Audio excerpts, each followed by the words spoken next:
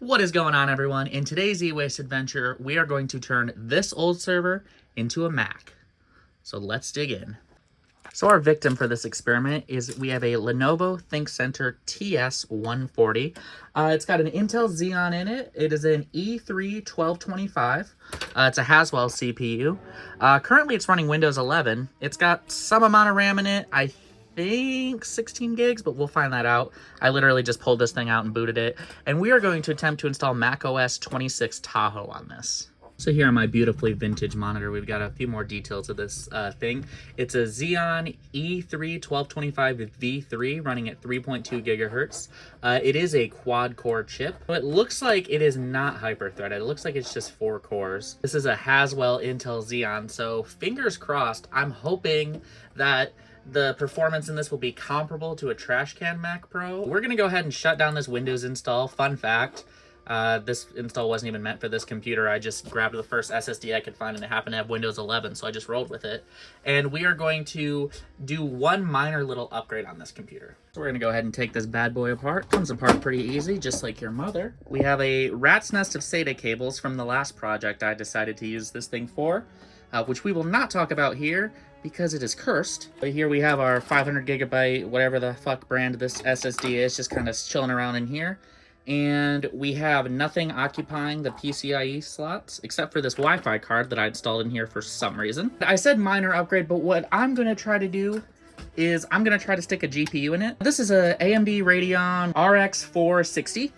2 gig card. Now, unfortunately, there are no PCIe power cords coming off of the power supply. All we have are SATA power and ATX coming from the motherboard. So kind of limited in graphics card options, but this AMD card should work nicely because it doesn't require external power. It just is powered off the PCIe bus. We're not going to do any serious gaming with this thing, so I'm not too worried about performance. Just something good enough to run macOS. So we do have a slight issue. It's a clearance issue with this card. Here's the slot right here. My grubby meaty fingers, and bump it up at the edge of the card is this connector right here. Now this is the connector for the front panel USB ports, and I believe also for the power button. And can't quite get clearance with the GPU with that thing in the way, so we're gonna have to improvise. Now what I'm about to do here is pretty cursed and I would not recommend it, but I'm actually just gonna take the fan shroud off of this GPU and hope that after that little modification, there won't be any clearance issues.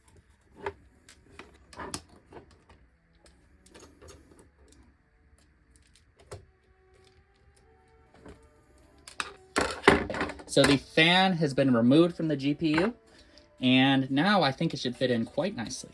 Let's go ahead and install the card. Now with our card installed, you can see we have no more clearance issues with that port, and I know cooling is not ideal without the fan, obviously. I don't plan on running anything too intense on this, so I think I should be fine. And there's this fan up here. And what I'm hoping is that this fan up here will do its job drawing air away from the card and hopefully be enough to cool it. But like I said, not doing any gaming or anything, and I'm just gonna wing it. Alright, so I have the computer back running. We are at the Windows desktop. And I got the graphics card installed. Now I'm gonna be running the computer without the side panel for this, just so I can kind of, you know, finger the heat sink on this graphics card and make sure it's not getting too hot, because that's super scientific. Now we're gonna go ahead and get the install drive set up for this. So I'm gonna go pop on over to my other computer and we'll get that started.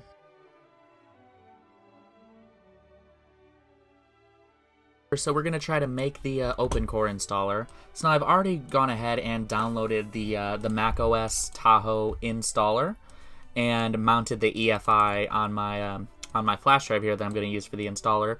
Now, I am following along with the OpenCore install guide on GitHub. So this is not by no means a tutorial. This is just some idiot messing around, and we're going to try to get this installed. So according to what I saw, it looks like we're going to end up actually deleting most of this. So out of the tools folder, it looks like the only thing we need to keep is openshell.efi. Where is that? There it is, openshell.efi. It seems like this is the only thing we need to keep.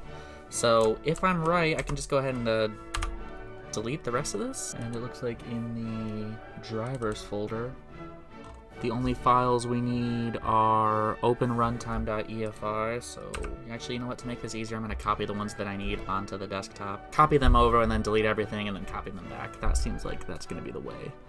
It says a couple are optional. I'm going to keep keep the optional ones. Went ahead and copied all of the ones that it says are either required or optional onto my desktop, and I'm just gonna delete everything here, get rid of all these, and then copy what I have copied back over into the folder.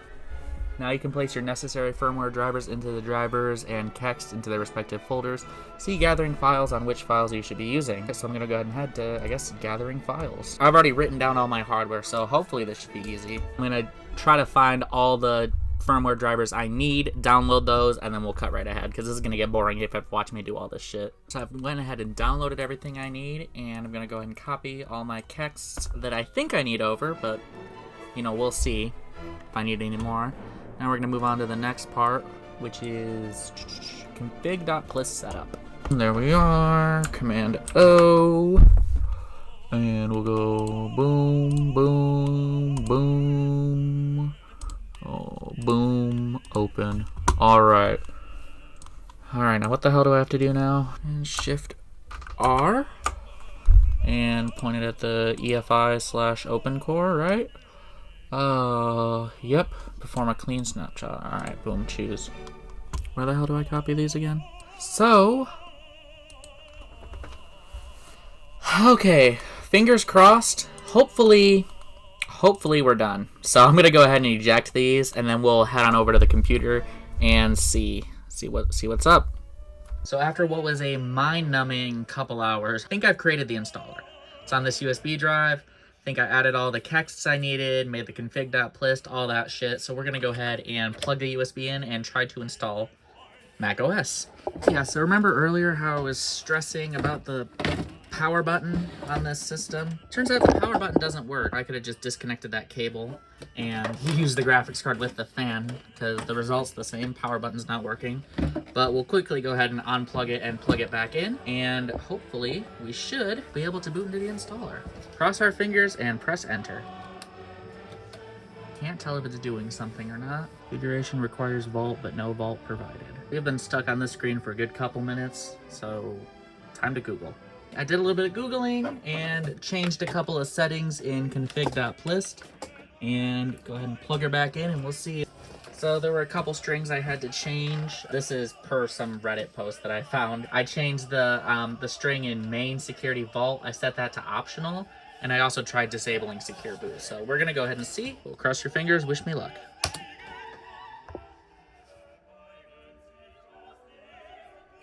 That's okay, it does this.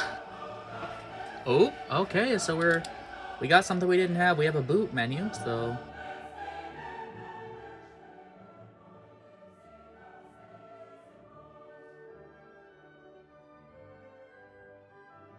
Forgive me, Hackintosh Father, for I have sinned. Wasn't able to get it working. Was able to get it to try to boot into the installer, but then it just showed a symbol with a slash through it. So I have committed a cardinal sin in the Hackintosh community, and I am definitely gonna get reamed about it in the comments, but I downloaded an EFI file from someone else. In a fit of frustration, just not a fit of frustration, that's an exaggeration, but in a bout of frustration, I decided, you know what, I'm gonna go to bed for the night, laid down in bed, Googled ThinkServer OpenCore, and the first link was a YouTube video from a British gentleman who was showing off this exact same machine. Well, he was running Sequoia, but hopefully it'll work with Tahoe. We'll see in a minute. And he had a link to download his EFI file. So I just downloaded this British dude's EFI file. Naughty, I know. And I know there's a myriad of reasons why you shouldn't do it, but we're gonna see if it works here. So we'll give the computer the old reach around, plug it in, and see if it works. Be sure to leave a comment voicing your disdain. Fingers crossed, let's see if cheaters prosper. Don't worry, it does this sometimes.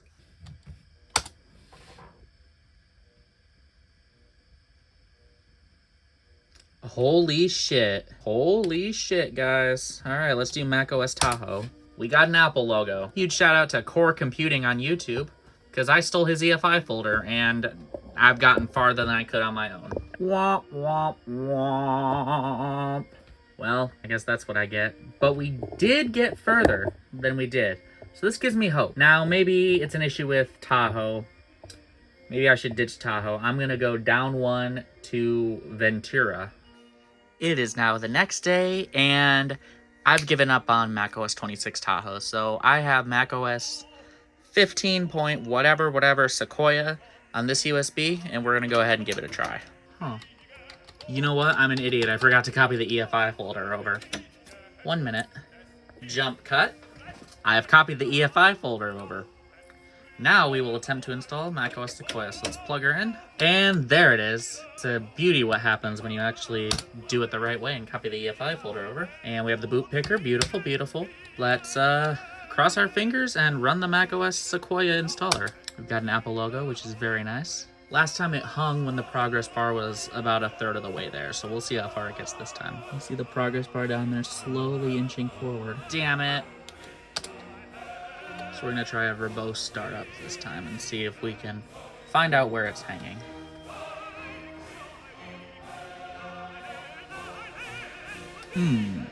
Well, that would be helpful if I could actually read what it says. All I can read is root device. So it appears it ends on something root device.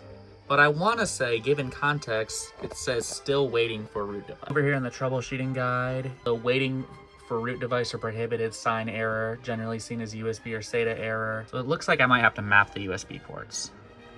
So we've gotten a little further. What I've tried is, on the sketchy scale, on a scale of 1 to 10, probably about a 6. So not too sketchy, but a little sketchy. I enabled the, whatever the fuck it's called, USB inject all text. That didn't work. So then I took a USB hub, plugged the keyboard, mouse, and flash drive into that USB hub and plugged it into a USB 2 port on the back. And we seem to be getting a little further. So just how far we'll get, time will tell. Definitely got a lot further in the initial boot, and now we're on a black screen. So we've been hung on this black screen for a good couple of minutes. Oh my god, guys, I just did the stupidest shit ever and got it working. Did you not? I had the monitor going DVI straight into the graphics card. I just used a HDMI to DVI adapter, and as soon as I plugged it in, we have the installer, so it must have been something weird with the graphics, so let's proceed. Here we are on the macOS install screen, and the first thing that immediately jumps out to me is it is in Russian. That's definitely not sketchy at all. Here we are at the beautiful macOS installer, and got it in English, my native tongue, and the process for it was actually pretty simple. There was a string I had to change in my config.plist file, change that over, and then reset the NVRAM, and here we are in English. For some reason, OpenCore defaults to Russian. The only reason I can think of why it would default to Russian is that they want people to actually read the instructions, and it's to single out dumbasses like me, who just go through following it blindly and didn't RTFM. Yeah, we're finally in English, so we're gonna go ahead and go to Disk Utility and try to... So I have Windows installed on here. Should I try to dual boot, or should I just wipe it and do macOS? I'm gonna try to dual boot. Oh, that's the flash drive. Oh my god. So I guess we have another problem. The SSD isn't showing up. Time to Google again. I think that's my problem. So let her rip. So I went in the BIOS and I changed my SATA mode to AHCI as per the OpenCore install guide troubleshooting section. So we'll go ahead and see if Disk Utility recognizes the SATA drive now. If it does, this was the easiest fix in this whole process, just changing a setting in the BIOS. I'm having trouble getting the text on the screen to stay in focus, so leave me a shout out if you think I should buy a capture card. Let's open Disk Utility and hope that my little fix worked. Hey, there it is. There's my SSD. So unfortunately, looks like I cannot partition the SSD, so we're not gonna be able to dual boot. We'll call it, there we go. We'll be a little cheeky. I wonder if we do have internet. No, we're not connected to the internet, so we'll have to try to fix that later. Sequoia. You know, installing Tiger on that laptop was a lot easier. I also cheated and used a pre-built image, but there we go. We're installing it about 35 minutes. I'm gonna stop the camera. Oh, 24. Wow, we're time traveling here. I'm gonna stop the camera and I'm gonna come back when something interesting has happened. Something interesting has happened. It just restarted. Didn't have my phone on the tripod for that, but something interesting has happened. It is restarting. So restarted. I didn't touch anything. This is just, I believe it's booting off the hard drive, and we have the same screen we had earlier saying about 29 minutes remaining. So I'm gonna do the waiting game again, and I'll be back when something else interesting happens. Update, it's rebooting again. Now it's rebooting again, so we'll see what will happen. Oh, very nice. It's restarting. Hopefully that's a good restart. We'll see. Come on, baby. 13 years old, so... Oh! Yeah, buddy. Oh, my God. Here we are. Booted into macOS. It's got that fun, natural scrolling. So let's set up as new. I'm gonna have to change that in preferences. Or excuse me, it's not system preferences anymore. It's system settings. Okay, so right out of the bat, my Wi-Fi card doesn't work because it's not detected, which I wasn't expecting it to work. Local network Ethernet. See if Ethernet works, if we're gonna get an oh shit. Yeah, I don't think we have Ethernet. So my computer does not connect to the internet, right now at least. So we'll have to get that figured out. Oh, it has to be more than 4 characters, alright.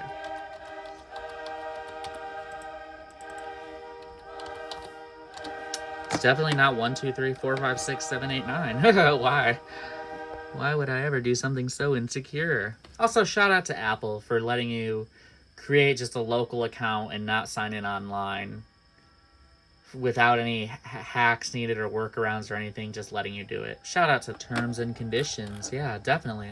It's definitely a real Mac. I don't want location services, man. What can I tell you? Yeah, we'll be in Jacksonville today. Yeah, I want to share my analytics with Apple. I want them to know my hardware details. Let's do auto. I'm a big auto stan. Actually, light's probably going to show better on the camera, so let's do light. Update Mac automatically. Let's not do that right now. Open to Mac. Boom. Maybe. Where's the... Hey, there we are. There we are. Beautiful. Beautiful. Oh yeah, we're on macOS Sequoia right here. Memory module's not installed in a recommended configuration. Alright. Okay, guys. Oh my god, I'm just so happy that this is here. So let's see what it's reporting in about this Mac. Oh, that's weird. Oh yeah, I guess it did have me configured as a 7,1, I believe. So it does think I'm a 2019 Mac Pro, I believe. This is our AMD Radeon RX 460. This computer has 16 gigs of RAM. Wasn't sure exactly how much it has. But yeah, so it's reporting as a Mac Pro 7,1, quad-core Xeon, 3.2 gigahertz. Yeah, beautiful. Unfortunately, we have no sound. So we have the operating system installed. Now I'm gonna need to go ahead and set up Ethernet and hopefully sound.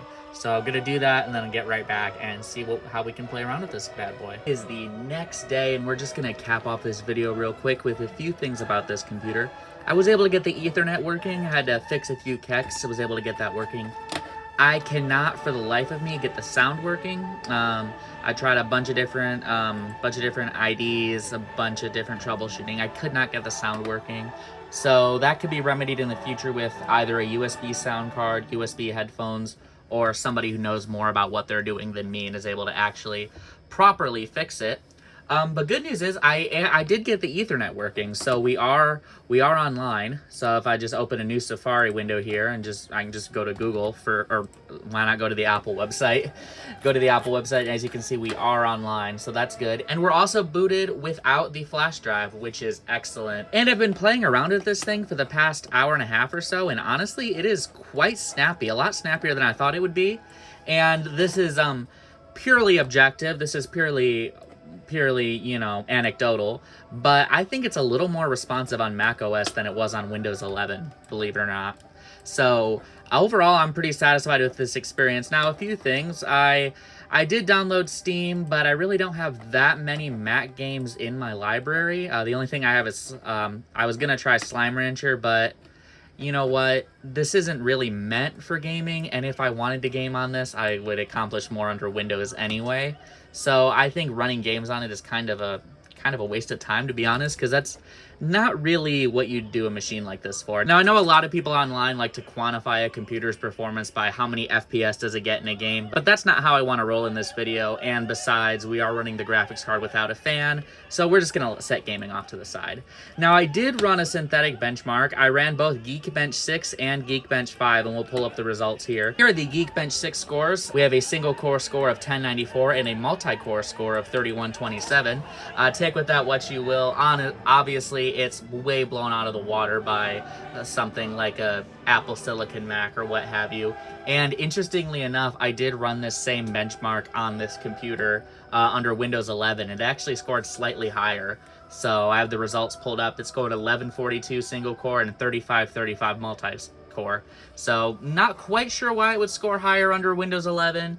Now, this test was run a while ago. There are different things that can contribute to the change in the score, but I did find it interesting. Now, I did also run a Geekbench 5 score, because that is what every Mac publishes Geekbench 5 results on their website. So, ran a Geekbench 5 score, and a single core of 890 and multi-core of 2788.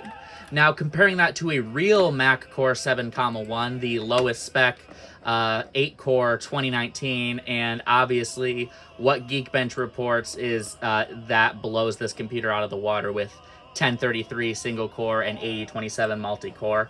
So obviously getting nowhere near that performance. But what I did find interesting is what every Mac has listed for a 2013 Trashcan Mac Pro, which this system I always believed would be a bit more comparable to, just based on the processor. And Geekbench, every Mac had an 811 single core and a 3234 multi-core, which is the single core I scored is a bit higher and the multi-core is a bit lower. So I thought that was really interesting, and that sort of validated my theory that the performance on this would be similar to a Trashcan Mac Pro. But anyway, there you have it.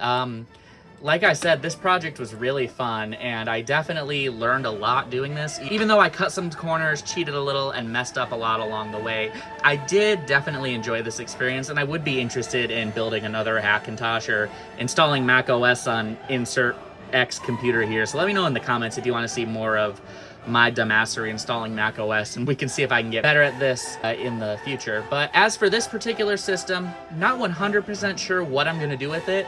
I'm definitely going to play around with it more and keep using it as a Mac.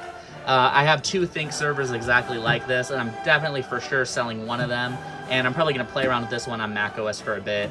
And who knows, maybe clone the hard drive over, and when I sell it with macOS installed, just to kind of, you know, throw the person off and not tell them macOS, just tell them, oh yeah, I wiped the drive, but we'll see. Maybe I'll end up installing macOS 26 Tahoe on either this or maybe a slightly more powerful machine, because I would like to experiment it with it. I haven't updated my M1 MacBook Pro to Tahoe yet.